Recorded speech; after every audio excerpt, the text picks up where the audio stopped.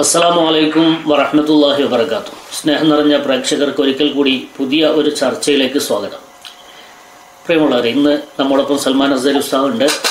ഇൻഷാ അല്ലാഹ് കുറച്ച് കാര്യങ്ങൾ നമുക്ക് ചർച്ച ചെയ്യാനുണ്ട്. ഉമർ ഫൈസിയുടെ കഴിഞ്ഞ ദിവസത്തെ പ്രഭാഷണം, അത് ചില ആളുകളുടെ കേന്ദ്രത്തിൽ മാലപ്പടക്കം പൊട്ടിച്ചിട്ടുണ്ട്. അപ്പോൾ അതിൻ്റെ അസ്വസ്ഥതകളൊക്കെ പുറത്തു വന്നുകൊണ്ടിരിക്കുകയാണ്. ഉമർ ഫൈസി ഉസ്താദിനെ വളരെ മോശമായി തെറി പറഞ്ഞുകൊണ്ടും മറ്റൊക്കെ അദ്ദേഹത്തെ സഖാവാക്കിയതിനു പുറമെ വീണ്ടും സഖാവാക്കിക്കൊണ്ടും മറ്റുമൊക്കെ ചില ആളുകൾ രംഗത്ത് വന്നുകൊണ്ടിരിക്കുന്നുണ്ട്. എന്താണ് യഥാർത്ഥത്തിൽ ഉമർ ഫൈസി ഉസ്താദിൻ്റെ പ്രഭാഷണം ചില ആളുകളെ പ്രകോപിപ്പിക്കാൻ അല്ലെങ്കിൽ അത് അവരെത്രമാത്രം ബേജാറാക്കാനുള്ള കാരണം എന്ന് നോക്കിയപ്പോൾ, അദ്ദേഹത്തിൻ്റെ പ്രഭാഷണം മുഴുവനായി കേട്ടു നോക്കിയപ്പോഴാണ് മനസ്സിലായത്, ചില ആളുകളുണ്ടാക്കിയ നുണച്ചാക്കുകളെ മുഴുവൻ അത് തകർത്ത് തരിപ്പണമാക്കിയിട്ടുണ്ട്. അപ്പോൾ ഇവരുടെ ബിൽഡപ്പുകളെ മുഴുവൻ തകർത്ത്, അതാണ് ഉമർ ഫൈസി ഉസ്താദിൻ്റെ പ്രസംഗം കൊണ്ട് ഇവർക്ക് ഇത്ര വിഭ്രാന്തി ഉണ്ടാവാൻ കാരണമെന്ന് മനസ്സിലായി. മാത്രമല്ല, അതിന് പുറമെ ഈ എടവണ്ണപ്പാറയിലുള്ള നമ്മളെ ഷജറപ്പാലുണ്ടല്ലോ, ഷജറപ്പാറ വെണ്ടർ, അദ്ദേഹവും ഇതിൻ്റെ വൈത്താലെ ഇറങ്ങിയിട്ടുണ്ട് ഉമർ ഫൈസിക്കെതിരായിട്ട്. അപ്പോൾ അതും കാണാൻ സാധിച്ചു. അപ്പോൾ ഇതൊക്കെ എന്താണ്, ഉമർ ഫൈസി ഒന്ന് വായ തുറക്കുമ്പോഴേക്ക്, ഉമർ ഫൈസി ഒന്ന് പ്രസംഗിക്കാൻ എഴുന്നേറ്റ് നിൽക്കുമ്പോഴേക്ക് ചില കേന്ദ്രങ്ങളിൽ വല്ലാതെ അസ്വസ്ഥത പടർത്തുന്നത് എന്താണെന്ന് മനസ്സിലാകുന്നില്ല. എന്തായാലും ആ പ്രഭാഷണം ഞാൻ വീണ്ടും ഒന്ന് കാണാൻ വേണ്ടി നോക്കിയപ്പോൾ ഇത് ചില ആളുകൾ ചാനലിൽ കയറ്റി വിവാദമാക്കാൻ ശ്രമിച്ചതോടുകൂടെ ആ പ്രഭാഷണം അടിച്ചു കയറുകയാണ് ചെയ്തിട്ടുള്ളത്. അത് കാണാത്ത ആളുകൾ പോലും അത് വീണ്ടും പോയി കാണുന്ന ഒരു സ്ഥിതി ഉണ്ടായിട്ടുണ്ട്. അപ്പോൾ അത് അടിച്ചു കയറി ഒരുപാട് വ്യൂസൊക്കെ അതിൽ സൽമാൻ അസ്ഹരി ഉസ്താദിൻ്റെ ചാനലിൽ നാസർ സുന്നയിൽ അതിന് വന്നിട്ടുണ്ട് എന്ന് കാണാൻ പറ്റി. എന്താണ് ശരിക്കും ഉമർ ഫൈസി പറഞ്ഞത് എന്താണ് തെറ്റായിട്ട് സത്യങ്ങളാണ് അദ്ദേഹം പറഞ്ഞിട്ടുള്ളത്. തെറ്റായിട്ട് ഞാനൊന്നും കണ്ടില്ല. എന്താണ് അസ്ഹരി ഉസ്താദ് അതിൽ അദ്ദേഹം ചെയ്ത തെറ്റെന്താണ്, അദ്ദേഹം പറഞ്ഞതിലുള്ള തെറ്റെന്താണ്? ആ തെറ്റാണ് പറയുക, ആ തെറ്റ് ചൂണ്ടിക്കാണിക്കാൻ കഴിയും. എന്താണ് അദ്ദേഹം പറഞ്ഞതിലുള്ള തെറ്റ്, അതാണ് ഇവർ ചൂണ്ടിക്കാണിക്കേണ്ടത്. എന്താണ് അദ്ദേഹം പറഞ്ഞ ആ കാര്യങ്ങളിൽ സത്യമല്ലാത്തത് എന്താണ്? ഉമർ ഫൈസി ഉസ്താദ് ചെയ്ത തെറ്റ് അദ്ദേഹം സത്യം പറഞ്ഞു എന്നതാണ്. ഈ കാലത്ത് സത്യം പറയലാണ് ഗുരുതരമായ തെറ്റ്. സത്യം പറയുന്ന ആളുകൾക്കെതിരെയാണ് തെറിയഭിഷേകങ്ങൾ ഉണ്ടാവുക. അത് ഏത് കാലത്തും അങ്ങനെ തന്നെയാണ്.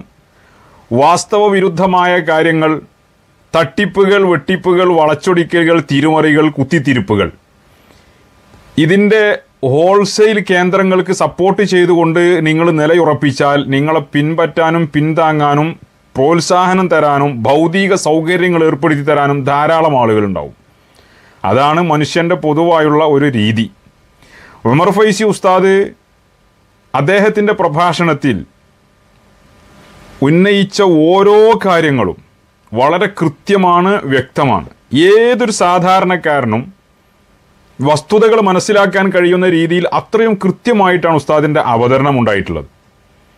പിന്നെ ഉമർ ഫൈസി ഉസ്താദിനെ സംബന്ധിച്ചിടത്തോളം അദ്ദേഹം പഴയ കാലഘട്ടത്തിലുള്ള നേതാക്കളുടെ കൂടെ നടന്ന പരിചയ സമ്പത്തുള്ള വ്യക്തിയാണ്. അതുകൊണ്ട് തന്നെ പഴയ കാലഘട്ടത്തിലുള്ള പല സംഭവങ്ങളും ആധികാരികമായി, ഇപ്പോൾ സമത് പൂക്കോട്ട് പറയണത് നിങ്ങൾ പുസ്തകം വായിക്കണമെന്നാ, പുസ്തകമൊന്നും വായിക്കാതെ തന്നെ അനുഭവ സാക്ഷ്യത്തിലൂടെ കാര്യങ്ങൾ വിവരിക്കാൻ കഴിയുന്ന കേരളത്തിലെ വളരെ കുറഞ്ഞ പണ്ഡിതന്മാരിൽപ്പെട്ട ഒരാളാണ് ബഹുമാനപ്പെട്ട മുക്കം ഉമർ ഫൈസി ഉസ്താദ്. ഈ പറയുന്ന എല്ലാ നേതാക്കളുമായി കൂടി ഇടപഴകിയതിൻ്റെ ഒരു പരിചയം അദ്ദേഹത്തിനുണ്ട്. അതുകൊണ്ടാണ് അദ്ദേഹത്തിന് സത്യത്തിൻ്റെ കൂടെ, യാഥാർത്ഥ്യത്തിൻ്റെ കൂടെ നിൽക്കാൻ ഒരു ചാഞ്ചല്യവുമില്ലാതെ ദൃഢതയോടെ നിൽക്കാൻ കഴിയുന്നത്. ഭൗതികമായ ഒരു അതിപ്രസരണവും അദ്ദേഹത്തെ പിടികൂടാത്തതിൻ്റെ കാരണവും അതാണ്. പാരമ്പര്യവും പൈതൃകവും എന്താണ് എന്ന് കേരളത്തിലുള്ള ജനങ്ങളോട് കൃത്യമായി വിവരിച്ചു കൊടുക്കാൻ കഴിയുന്ന അപൂർവം പണ്ഡിതരിൽ പ്രധാനിയാണ് ബഹുമാനപ്പെട്ട ഉമർ ഫൈസി ഉസ്താദ്. അതുകൊണ്ട് തന്നെ പൈതൃക സമ്മേളനം എന്ന പേരിൽ ഒരു പരിപാടി വെച്ചിട്ട് അതിൽ പാണക്കാട് സാദാത്യങ്ങളുടെ പൂർവീകരായ സയ്യിദന്മാരുടെ പൈതൃകം പുതിയ തലമുറയിലുള്ള ആളുകൾ ആ പൈതൃകം ഉൾക്കൊള്ളാത്തവരാണ്, അംഗീകരിക്കാത്തവരാണ് എന്ന് സ്വയം വിശ്വസിക്കുക, സ്വയം അങ്ങനൊരു ആശയം ഉണ്ടാക്കി തീർക്കുക. എന്നിട്ട് പുതിയ തലമുറയിലുള്ള ആളുകളോട് ഘോരഘോരം പ്രഭാഷണം നടത്തുക.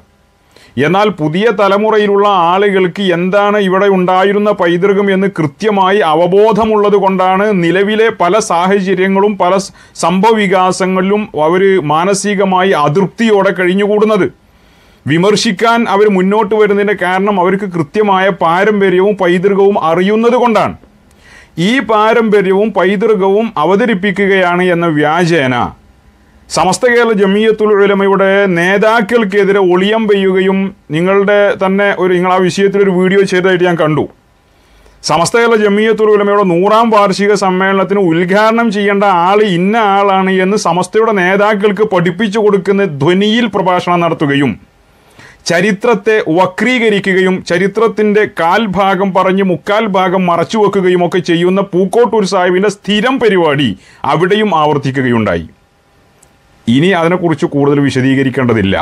അങ്ങനെ ഒരു പൈതൃക സമ്മേളനം എന്ന പേരിൽ അങ്ങനെ ഒരു പരിപാടി വെച്ചതുകൊണ്ട് എന്താണ് പൈതൃകം, എന്താണ് പാരമ്പര്യ വഴികൾ എന്ന് കൃത്യമായി അറിയാത്ത ആളുകൾക്ക് അത് വിശദമായി പറഞ്ഞു കൊടുക്കാനുള്ളൊരു അവസരം അതിലൂടെ കൈവന്നു എന്നതാണ് വസ്തുത. ഇനിയും അവർ അതുപോലെ ഒരു പൈതൃക സമ്മേളനം ഒന്നിലധികം വെക്കുകയാണെങ്കിൽ പുതിയ തലമുറയിൽപ്പെട്ട ആളുകൾക്ക് പഴയ കാലത്തെ പാരമ്പര്യവും പൈതൃകവും എന്താണ് എങ്ങനെയാണ് എന്നും സമസ്തയുടെ സമ്മേളനങ്ങളും മറ്റും ഉദ്ഘാടനം ചെയ്തിരുന്നതും ആധ്യക്ഷം വഹിച്ചിരുന്നതും ആരാണ് എന്നും കൃത്യമായി ബോധ്യപ്പെടുത്തി കൊടുക്കാൻ നമുക്കിനി അവസരം കിട്ടുന്നേ ഉള്ളൂ.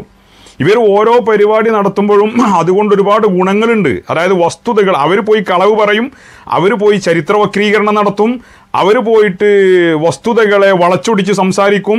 സ്വാഭാവികമായും അതിൻ്റെ വസ്തുത കൃത്യമായ രീതിയിൽ നമ്മൾ അവതരിപ്പിക്കും, അല്ലെങ്കിൽ നമ്മുടെ ഉസ്താദുമാരായ ഉമർ ഫൈസി ഉസ്താദിനെ പോലുള്ള ആളുകൾ അവതരിപ്പിച്ചു കൊടുക്കും. ജനങ്ങൾക്ക് കാര്യം മനസ്സിലാവും. കാര്യം മനസ്സിലാവുമ്പോൾ പിന്നെന്താ ചെയ്യുക? ഇനി അതിന് തിരിച്ച് മറുപടി പറയാൻ ഒരു നിർവാഹമില്ല. എടുത്ത പണി, മുടക്കിയ പൈസ എല്ലാം വൃഥാവിലാവുകയാണ്. ബഹുമാനപ്പെട്ട ഉമർ ഫൈസി ഉസ്താദ് അരമണിക്കൂർ കൊണ്ടാണ് 3 മണിക്കൂർ നേരം ദിവസങ്ങളോളം ആഴ്ചകളോളം പ്രചരണം നടത്തി. വാട്സപ്പ് ഗ്രൂപ്പുകളിലൂടെ സകല വൈറ്റ് കാർഡുകളൊക്കെ എല്ലാവരും എത്തണം, ഇല്ലെങ്കിൽ ആൾ കൂടിയിട്ടില്ലെങ്കിൽ സംഗതി മോശമാണ്. ഇവിടെ ഈ ഷജറകളെ പേടിച്ചിട്ട് വൈറ്റ് കാർഡുകളൊക്കെ വിളിച്ചു വരുത്തി എല്ലാ യൂണിറ്റിൽ നിന്നും രാഷ്ട്രീയ പ്രവർത്തകരായ ആളുകളെയൊക്കെ പരമാവധി അടിച്ച് പൊളിച്ചു കൊണ്ടുവന്ന് ഇരുത്തിയതാണ്.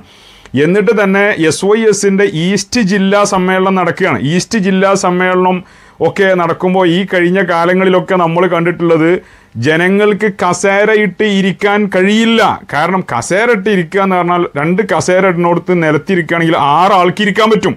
അപ്പോൾ സ്ഥല സൗകര്യത്തിന് വേണ്ടി കസേര ഇടുന്ന പരിപാടി ഒഴിവാക്കിയിട്ട് പേപ്പർ വിരിച്ചിട്ടും മുണ്ട് വിരിച്ചിട്ടൊക്കെയാണ് സമ്മേളന നഗരിയിൽ ആളുകൾ ഇരിക്കാറുള്ളത്. ഈ കണ്ട കാലം വരെ നമ്മൾ കണ്ടതാണ്. പട്ടിക്കാട് ജാമിയ നൂരിയൻ്റെ സമ്മേളന നഗരിയിൽ ആ കുറഞ്ഞ സ്ഥലത്ത് പോലും അതാണ് ചെയ്യാറുള്ളത്. ഇവിടെ ഏകദേശം ഒരു 2000-2500 ആൾ ഏറി വന്നാൽ ഒരു 3000 കസേര ഇടാനേ അവിടെ കഴിയുള്ളൂ. 3000 കസേര ഇട്ടാൽ അത്യാവശ്യം ആളുള്ളത് പോലെ തോന്നിക്കും. പിന്നെ ക്യാമറാമാൻ്റെ കയ്യിലാണല്ലോ കാര്യങ്ങളും.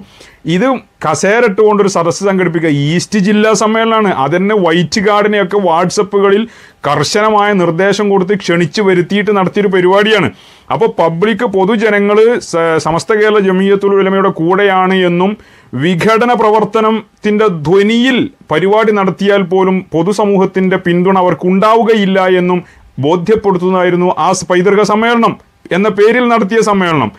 SYSൻ്റെതായതുകൊണ്ടും ഈസ്റ്റ് ജില്ലയുടേതായതുകൊണ്ടും പാണക്കാട് സാദാത്യങ്ങളൊക്കെ ഉള്ളതുകൊണ്ടും സമസ്തയുടെ മുഷാവറയിൽ പലരും പങ്കെടുത്തതുകൊണ്ടും പരിപാടിയെ നമ്മൾ ആക്ഷേപിക്കുന്നില്ല. പക്ഷേ ശേഷം വന്ന പ്രചരണങ്ങൾ കൈകാര്യം ചെയ്ത ഹാൻഡിലുകളൊക്കെ ആരുടേതായിരുന്നു എന്ന് മനസ്സിലാക്കുമ്പോഴാണ് ആ പരിപാടിയുടെ ഉദ്ദേശം എന്തായിരുന്നു എന്ന് വ്യക്തമാക്കുന്നത്.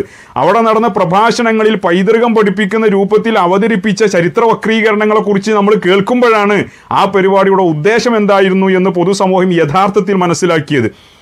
തീർച്ചയായും അതിൻ്റെ വസ്തുത ജനങ്ങൾക്ക് ബോധ്യപ്പെടുത്തി കൊടുക്കുക എന്നത് സമസ്ത കേരള ജമിയത്തുൽ ഉലമയുടെ ഉത്തരവാദിത്തപ്പെട്ട സെക്രട്ടറി എന്ന നിലക്ക് ഉമർ ഫൈസി ഉസ്താദിനെ പോലുള്ള ഒരാളുടെ ബാധ്യതയാണ്. ആ ബാധ്യതയാണ് ഉസ്താദ് നിർവഹിച്ചത്. അദ്ദേഹം ചരിത്രം കൃത്യമായിട്ട് പറഞ്ഞു. പൂക്കോട്ടൂർ എഴുതി വെച്ച ചരിത്രം തന്നെ പകുതി പറഞ്ഞ് ജനങ്ങളെ വസ്വാസിലാക്കാൻ ശ്രമിച്ചപ്പോൾ അനുഭവ സാക്ഷ്യത്തിലൂടെ ഇവരുടെയൊക്കെ കൂടെ നടന്ന പരിചയവും നേർസാക്ഷ്യവും മുന്നിൽ നിർത്തിക്കൊണ്ട് ഉമർ ഫൈസി ഉസ്താദ് കൃത്യമായിട്ട് വിശദീകരിച്ചു. ഓരോ നാൾ വഴികളും വിവരിച്ചു. പാണക്കാട് സാദാത്യങ്ങളുടെ പൂർവ്വകാല നേതാക്കളുടെ പൈതൃകം എന്തായിരുന്നു എന്ന് വിവരിച്ചു കൊടുത്തു. ജനങ്ങൾക്ക് കാര്യം മനസ്സിലായി. ഇവരെടുത്ത പണി മുഴുവനും വെള്ളത്തിലായി. ഇനി എന്താ ചെയ്യുക? ഇനി തെറി പറയാം. ഉമർ ഫൈസി ഉസ്താദിനെ വീണ്ടും സഖാവാക്കി. ഇപ്പം എത്ര 10 വട്ടം സഖാവാക്കിയിട്ടുണ്ടല്ലേ, 100 വട്ടം സഖാവാക്കി കഴിഞ്ഞതാണ്, വീണ്ടും സഖാവാക്കി. പിന്നെ അല്ലെങ്കിലും സഖാവ് സാഹിബ് എന്നൊന്നും പറഞ്ഞില്ലൊന്നും ഇപ്പോൾ വലിയ പ്രസക്തിയൊന്നുമില്ല. സോഷ്യൽ മീഡിയയിൽ സമസ്തയുടെ മുഷാവറ മെമ്പർമാർക്ക് നേരെയും സയ്യിദുൽ ഉലമക്ക് നേരെയും ഉമർ ഫൈസിയെ പോലുള്ള പണ്ഡിതന്മാർക്ക് നേരെയും അമുസ്ലിമീങ്ങൾ പോലും ഉന്നയിക്കാൻ ധൈര്യപ്പെടാത്ത, കേരളത്തിലെ RSSകാർ പോലും ഉപയോഗിക്കാൻ ധൈര്യപ്പെടാത്ത ഭാഷ ഉപയോഗിച്ചുകൊണ്ട് തെറി പറയുന്നതും ചീത്ത പറയുന്നതും ആക്ഷേപങ്ങൾ ഉന്നയിക്കുന്നതും ആരാണ്? സഖാവ് സാഹിബ് എന്ന് പറഞ്ഞതിനൊന്നും ഈ കാലത്ത് വലിയൊരു പ്രസക്തിയൊന്നുമില്ല എന്ന് ഇത് കാണുമ്പോൾ ആർക്കും മനസ്സിലാവും. അപ്പൊ ഈ രീതിയിൽ എന്തിനാണ് ഉമർ ഫൈസിക്ക് മറുപടി പറയാൻ എനിക്ക് കഴിയില്ല. ഉമർ ഫൈസി ഓരോ കാര്യങ്ങളും കൃത്യമായി പറഞ്ഞതാണ്. എന്താ ഇനി മറുപടി പറയാ? അതിന് മറുപടി പറയണമെങ്കിൽ അങ്ങനെയല്ല, ഉമർ ഫൈസി ആ പറഞ്ഞതല്ല ശരി, ഇതാണ് യാഥാർത്ഥ്യം എന്ന് പറഞ്ഞുകൊണ്ട് തിരിച്ചൊരു ചരിത്രത്തെ അവതരിപ്പിച്ചു കൊടുക്കണം.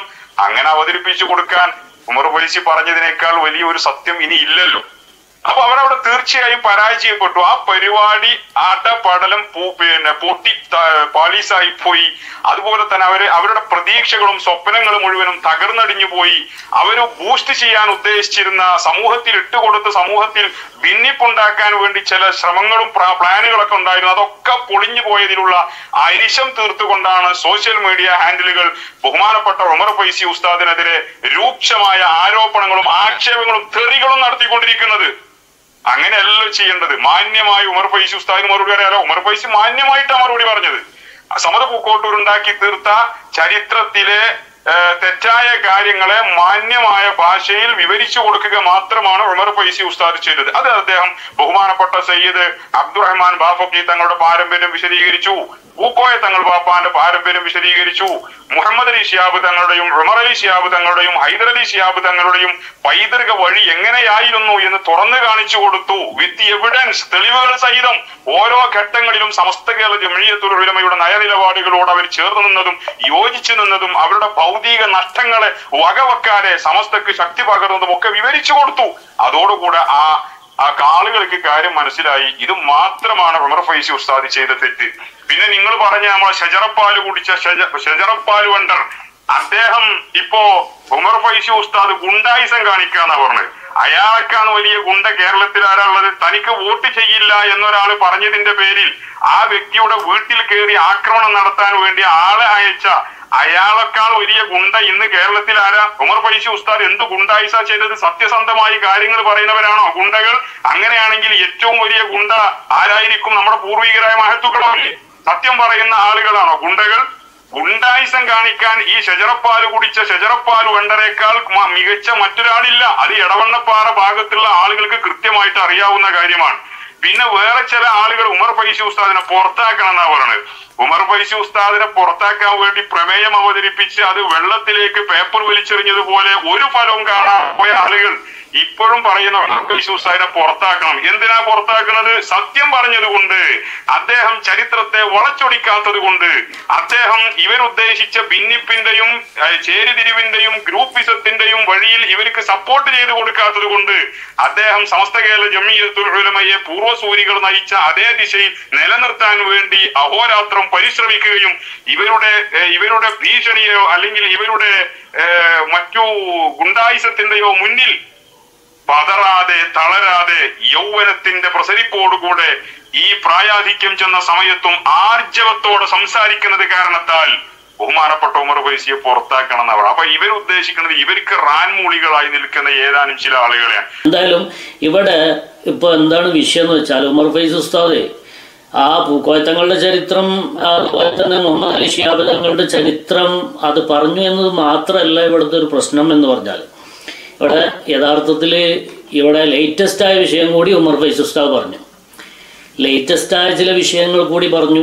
അതായത് സമദ് അവിടെ ചോദിക്കേണ്ടിയിരുന്നത്, സമസ്ത ഒരു ഡിമാൻഡ് അങ്ങോട്ട് വെച്ചിട്ട് ആ ഡിമാൻഡ് ഹക്കീം ഫൈസി സ്വീകരിച്ചിട്ടില്ലെങ്കിൽ ഞാനിതിൻ്റെ തലപ്പത്തുണ്ടാകൂല എന്ന് പൂക്കോട്ടൂരിന് കൊടുത്ത വാക്ക് എന്തേ തങ്ങളെ പാലിക്കാത്തത് എന്ന് ഒന്ന് ചോദിച്ചു നോക്കിക്കൂടായിരുന്നോ എന്നാണ് ഉമർ ഫൈസി അവിടെ ചോദിച്ചത്. അപ്പം അതുകൂടെ ആയിരിക്കും ഇവരെ പ്രകോപിപ്പിച്ചിട്ടുള്ള കാര്യം. ഉമർ ഫൈസി പറഞ്ഞ സത്യമല്ലേ? ഉമർ ഫൈസി ഉസ്താദ് പറഞ്ഞത് 100% സത്യമാണ്.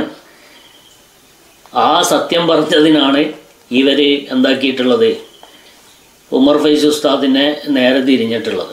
ആയാലും ആ വെള്ളം അവിടെ ഇറക്കി വെച്ചോളൂ. സമസ്തയെയോ ഉമർ ഫൈസി ഉസ്താദിനെയോ